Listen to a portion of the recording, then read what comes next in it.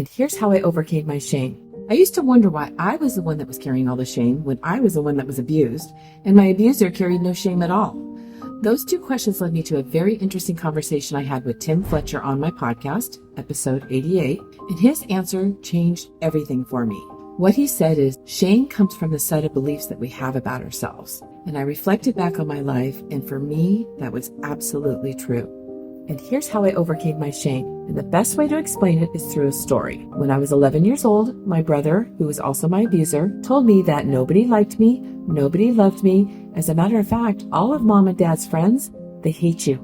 And I remember it felt like somebody punched me in the chest. I was absolutely devastated, and I 100% believed him. And I took that belief into my adult life. And here's how I overcame that belief. First of all, I started to challenge the belief. And how I challenged it was asking it two questions. One, where did that belief come from? Well, that belief came from my abuser. Two, was it really true? So was it really, really true that nobody liked me, nobody loved me, that everybody hated me?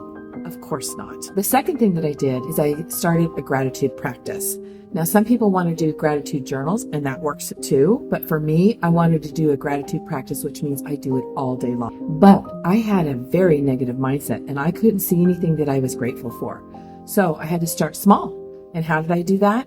I started with being grateful that I even woke up this morning. So the result is, over time, with practice and setbacks, there are setbacks, and persistence, shame no longer had a grip on me. So here's the steps that you can take to overcome your shame. Write down all the beliefs you have about yourself, and then challenge every belief one by one by asking two questions.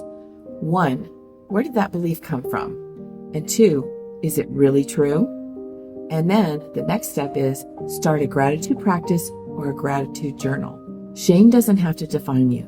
So take 5 minutes, write down one belief you have about yourself and challenge it, and then write down one thing that you're grateful for. So share in the comments what you're letting go of so we can begin to heal together.